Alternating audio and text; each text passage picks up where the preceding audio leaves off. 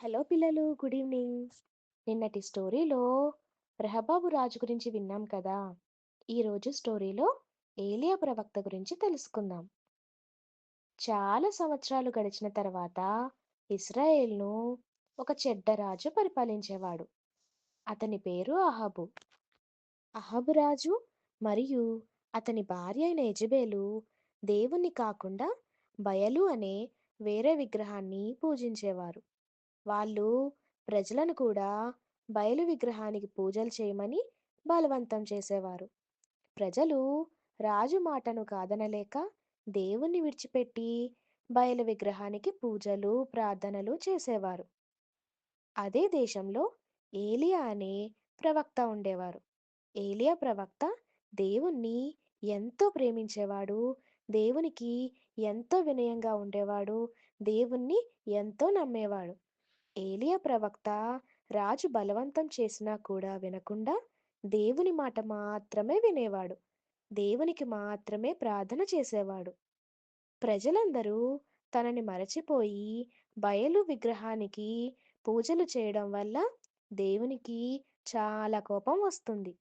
ఒకరోజు దేవుడు ఏలియాతో మాట్లాడుతూ, ఇకపై ఈ దేశంలో వర్షం గాని మంచు గాని నేను కురిపించను. ఈ మాట అహాబు రాజుకు చెప్పు అని దేవుడు ఏలియాతో చెప్తారు. ఏలియా రాజు దగ్గరికి వెళ్ళి దేవుడు తనకి చెప్పినట్టే రాజుతో చెప్తాడు. తర్వాత దేవుడు ఏలియా ప్రవక్తతో మాట్లాడుతూ, నీవు ఈ దేశం నుంచి వెళ్ళి కేరీతు వాగు దగ్గర ఉండు. ఆ వాగులోని నీళ్లు నువ్వు తాగొచ్చు. నేను నీకు కాకులతో ఆహారం పంపిస్తాను అని ఆజ్ఞాపిస్తారు. ఏలియా దేవుడు ఆజ్ఞను పాటించి ఆ దేశం నుంచి దేవుడు చెప్పిన ప్లేస్కి వెళ్తాడు. రాజు వర్షం రావట్లేదు అని ఏలియా ప్రవక్త కోసం వెతుకుతాడు. కానీ ఏలియా ప్రవక్త కనిపించడు. ఆ తర్వాత 3.5 సంవత్సరాలు వర్షం లేదు. వర్షం లేక భూమి అంతా ఎండిపోయింది. కరువు వచ్చింది. ఆహారం లేదు. ప్రజలందరూ ఆహారం లేక ఎంతో కష్టపడ్డారు. దేవుని మాట విన్న ఏలియా ప్రవక్తకు మాత్రం దేవుడు చెప్పినట్టే కాకులు మాంసం, రొట్టెలు ఏలియాకు ఇచ్చేవి. ఆ వాగు ద్వారా వాటర్ కూడా దొరికేది. ఆ తర్వాత దేవుడు ఏలియాతో నీవు తిరిగి దేశానికి వెళ్ళు అని చెప్తారు. ఏలియా ప్రవక్త తిరిగి దేశానికి వచ్చిన తర్వాత రాజు అలాగే బయలు విగ్రహానికి పూజలు చేసే వాళ్ళందరినీ ఒక చోటకి రమ్మని చెప్తాడు. అక్కడికి వచ్చిన తర్వాత వాళ్ళందరితో మీరు మీ బయలు విగ్రహానికి ప్రార్థించండి. నేను నా దేవునికి ప్రార్థిస్తాను. నా దేవుడు నిజమైన దేవుడు కాబట్టి నేను ప్రార్థించిన వెంటనే ఆకాశం నుండి అగ్ని వస్తుంది అని అంటాడు. మీ బయలు విగ్రహం నిజమైన దేవుడు అయితే ఆకాశం నుంచి అగ్ని రావాలి అని చెబుతారు. బయలు ప్రవక్తలందరూ బయలు విగ్రహానికి ప్రార్థన చేస్తారు.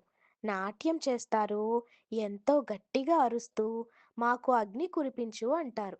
అయినా కూడా ఏమీ జరగదు. కానీ ఏలియా ప్రవక్త ఒక్కసారి దేవునికి ప్రార్థించిన వెంటనే ఆకాశం నుండి అగ్ని వస్తుంది. అందరూ షాక్ అవుతారు. అమ్మో! ఏలియా ప్రవక్త ప్రార్థన చేసిన దేవుడు నిజమైన దేవుడు. ఈ బయలు నిజమైన దేవుడు కాదు అని అందరూ నమ్ముతారు. తర్వాత ఏలియా ప్రవక్త ఒకసారి ప్రార్థన చేయగానే ఆకాశం నుండి వర్షం మొదలైంది. అలా ప్రజలందరూ యెహోవాయే నిజమైన దేవుడు, ఈ బయలు నిజమైన దేవుడు కాదు అని నమ్ముతారు. ఒక చిన్న ప్రార్థన చేసుకుందాం. దేవా, నీకు వందనాలు. ఈరోజు స్టోరీలో ఏలియా ప్రవక్త గురించి తెలుసుకున్నాం. నీవు ఎంతో శక్తిమంతుడివి. నువ్వు నిజమైన దేవుడివని నమ్ముతున్నాం. మా జీవితాల్లో కూడా ఎన్నో అద్భుతాలని చేయండి. ఆమెన్. గుడ్ నైట్ పిల్లలు. రేపు ఇంకో స్టోరీతో కలుద్దాం.